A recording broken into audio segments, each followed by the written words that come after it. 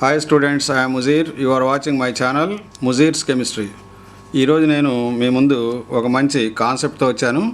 అదేంటంటే NEET analysis. Neat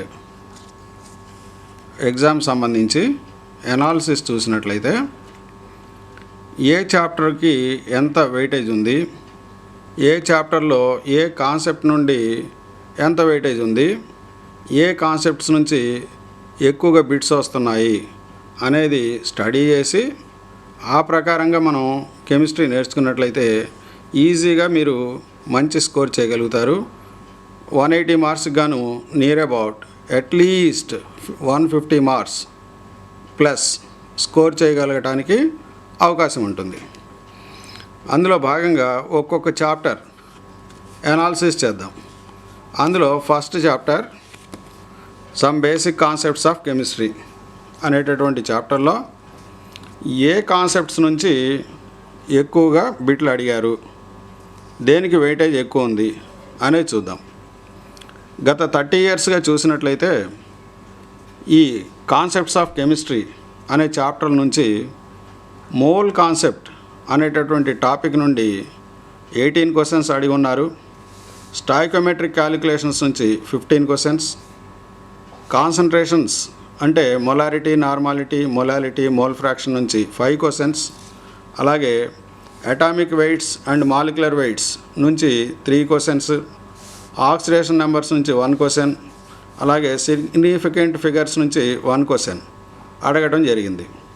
అంటే total 30 years నుంచి గమనించినట్లయితే 44 క్వశ్చన్స్ వచ్చాయి. అంటే on an average 1.5 questions per year అలాగే వస్తూ ఉన్నాయి. అంటే 1.5 క్వశ్చన్స్ అంటే నథింగ్ బట్ 1 to 2 క్వశ్చన్స్ అని అనుకోవచ్చు. ఒక క్వశ్చన్ నుంచి 2 క్వశ్చన్లు, ఒక్కో సంవత్సరం ఒక క్వశ్చన్ అడుగుతున్నారు, ఒక సంవత్సరం 2 క్వశ్చన్స్ అడుగుతున్నారు అని అర్థం. కాబట్టి 1 to 2 క్వశ్చన్స్ గ్యారంటీగా మనం ఆన్సర్ చేయవచ్చు ఈ పద్ధతిలో కనుక మనం స్టడీ చేసినట్లయితే. అందులో ఫస్ట్ కాన్సెప్ట్ ఏంటంటే మోల్ కాన్సెప్ట్. ఇందులో గత 30 ఇయర్స్గా నీట్, అంతకుముందు ఏఐపిఎంటీ అని ఉండేది. ఆ ఏఐపిఎంటీలో అడిగినటువంటి క్వశ్చన్స్ ఏవైతే ఉన్నాయో, ఏ మోడల్స్ అయితే ఉన్నాయో ఆ మోడల్స్ని ఒకసారి స్టడీ చేద్దాం. అంటే ఆల్మోస్ట్ అవే మోడల్స్ తర్వాత సంవత్సరాల్లో కూడా రిపీట్ అయ్యాయి. అందుకని చెప్పి ఆ మోడల్స్ మనం స్టడీ చేసినట్లయితే రేపు జరగబోయేటటువంటి నీట్లో 1 నుంచి 2 క్వశ్చన్స్ మీరు ఈజీగా ఆన్సర్ చేయగలుగుతారు. సో ఇప్పుడు మోల్ కాన్సెప్ట్ అనేది మనం చూద్దాం. అందులో 18 క్వశ్చన్స్ అడిగి ఉన్నారు.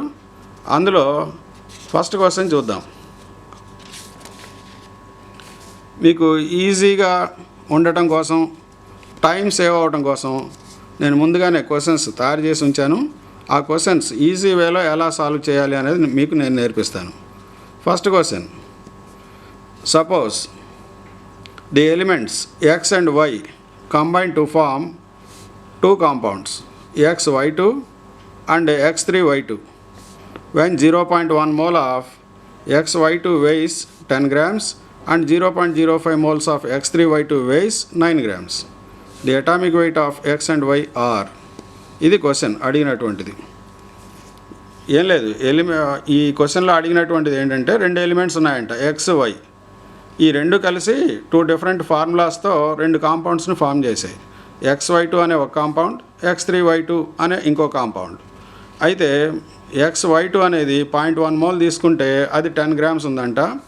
X3Y2 అనేది 0.05 మోల్స్ తీసుకుంటే దాని వెయిట్ 9 గ్రామ్స్ ఉంది. అయితే atomic weights of X and Y ఎంత అనేది క్వశ్చన్. అయితే దీన్ని మనం ఈ విధంగా సాల్వ్ చేద్దాం. XY2 అనేది చూద్దాం. ఎంత ఇచ్చాయండి? ఇది 0.1 మోల్. 0.1 మోల్ వెయిట్ ఎంత ఉందంట? 10 గ్రామ్స్. అయితే 0.1 మోల్ 10 గ్రామ్స్ అయితే 1 మోల్ వెయిట్ ఎంతో క్యాలిక్యులేట్ చేయి. 1/0.1 into 10, that is nothing but 100. 100 grams. అంటే 1 mole weighs 100 grams. అలాగే X3Y2 అనే కాంపౌండ్ తీసుకున్నట్లయితే X3Y2 ఇది 0.05 మోల్స్. ఎంత వెయిట్ ఉందంటే ఇది 9 grams. 0.05 మోల్స్ వెయిట్ 9 grams అయితే 1 mole వెయిట్ ఎంత ఉంటుంది? That is 1/0.05 into 9. That is nothing but 1/5 into 10 power minus 2 into 9. That is nothing but 1/5 into 10 power 2 into 9. That is nothing but 0.2 into 9 into 10 power 2. That is nothing but 1.8 into 10 power 2. That is nothing but 180 grams. ఏమో X3Y2 ఏమో 180 grams, XY2 నేమో 100 grams. ఇప్పుడు ఇది XY2లో X plus 2Y is equal to 100 grams. దీన్ని equation 1 అనుకుందాం. Equation 2 3x plus 2y is equal to 180 grams, 1 mole. ఇది equation 2 అనుకుందాం. సబ్స్ట్రాక్ట్ చేద్దాం ఈక్వేషన్ 1లో నుంచి equation 2. That is -2x, 2y cancel అవుతుంది, is equal to -80. Minus cancel అయితే 2x is equal to 80. 2x is equal to 80. x is equal to 80/2, that is equal to 40. Okay, x is equal to 40. మరి y ఎంత? Equation 1లో substitute చేద్దాం. x plus 2y is equal to 100 అయితే y ఎంత? x ఎంత అండి? 40. 40 plus 2y is equal to 100. అంటే that is 2y is equal to 100 minus 40. That is 2y is equal to 60.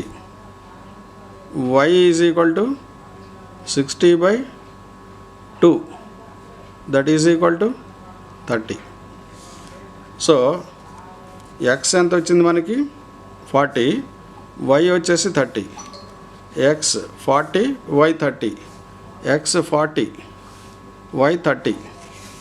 So first option is correct one, like that. So ఇది ఒక problem నీట్లో previous ఇయర్స్లో అడిగినటువంటి question. అలాగే ఇంకో question చూద్దాం. If Avogadro number Na is changed from 6.022 into 10 power 23 mole inverse to 6.022 into 10 power 20 mole inverse, this would change. అంటే ఏం లేదు, అవగాడ్రో నెంబర్ని Na రిప్రజెంట్ చేస్తాం. Na అనేది 6.023 into 10 power 23 అని మనకు తెలుసు. అయితే దాన్ని 6.022 into 10 power 20గా మార్చినట్లయితే అప్పుడు ఈ క్రింది వాటిల్లో దేంట్లో మార్పు వస్తుంది అని అడుగుతున్నాడు. The mass of 1 mole of carbon. Yes, mass of కార్బన్లో చేంజ్ వస్తుంది. ఎట్లాగా? 6.023 into 10 power 23 atoms of carbon weighs 12 grams. మరి ఇక్కడ మోల్ని ఎంతకు మార్చాడు? 6.023 లేదా 22 ఏదైనా ఒకటే. 10 power 20 ఆటమ్స్ ఆఫ్ కార్బన్ అంటే దాని వెయిట్ పెరుగుతుందా తగ్గుతుందా? 10 power 23 ఆటమ్స్ ఇంత అయితే 10 power 20 ఆటమ్స్ యొక్క వెయిట్ తగ్గుతుంది. That is 6.023 into 10 power 20 divided by 6.023 into 10 power 23 into 12. ఇది క్యాన్సిల్ అయింది. That is nothing but 12 into 10 power 23. పైకి వస్తే -23 plus 20, that is -3. So 12 into 10 power minus 3 అంటే that is nothing but 0.012 grams. 0.012 grams అవుతుంది 1 mole. మామూలుగా అయితే 10 power 23 లెక్కన తీసుకుంటే 1 మోల్ 12 గ్రామ్స్ ఉండాలి. ఇప్పుడు 10 power 20నే తీసుకుంటే 0.012 గ్రామ్స్ అవుతుంది. అంటే మాస్లో తేడా వస్తుంది. మరి the ratio of chemical species to each other in a balanced equation అదేమైనా మారుతుందా? ఫర్ ఎగ్జాంపుల్ చూద్దాం. H2SO4 plus NaOH gives rise to Na2SO4 plus H2O. Balance చేస్తే 2 NaOH 2 H2O. సో ఇక్కడ 1 mole of sulfuric acid reacts with 2 moles and forms 1 mole of sodium sulfate, 2 moles of water.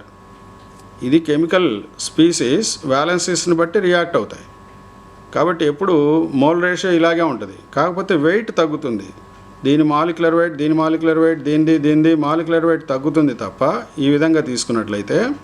But number of moles ratio మాత్రం అదే ఉంటుంది. కాబట్టి దాంట్లో change ఉండదు. Chemical స్పీసీస్లో change ఉండదు, ratio of chemical species. అలాగే the ratio of elements to each other అందులో కూడా చేంజ్ ఉండదు. ఫర్ ఎగ్జాంపుల్ H2SO4 తీసుకో. ఇక్కడ 2 atoms of sulphur, 1 atom of sulphur, 4 atoms of oxygen react అవుతాయి. అంతేగాని వీటి యొక్క రేషియోలో మార్పు అనేది ఉండదు. 2:1:4 రేషియోనే ఉంటుంది. ఓకే. అలాగే the definition of mass in units of grams అనేది మారుతుందా? ఏం మారదు. యూనిట్స్ ఏం మారుతాయి? ఏం మారవు. సపోజ్ ఇంతకుముందు 12 grams అని అన్నావు కార్బన్ మోలార్ మాస్. ఇప్పుడు 12 కాకుండా 0.012 గ్రామ్స్ అంటున్నావు. గ్రామ్స్ అలాగే ఉంది. ఆ గ్రామ్స్ అనేది ఏం మారదు, యూనిట్స్ అనేది మారదు. మారేదల్లా ఏంటంటే మాస్ మారుతుంది. The mass of 1 mole of carbon మారుతుంది. 12 grams ఉండాల్సింది 0.012 గ్రామ్స్ అయింది. మిగతావన్నీ కూడా మారవు. కాబట్టి ఏది మారకుండా ఉంటుంది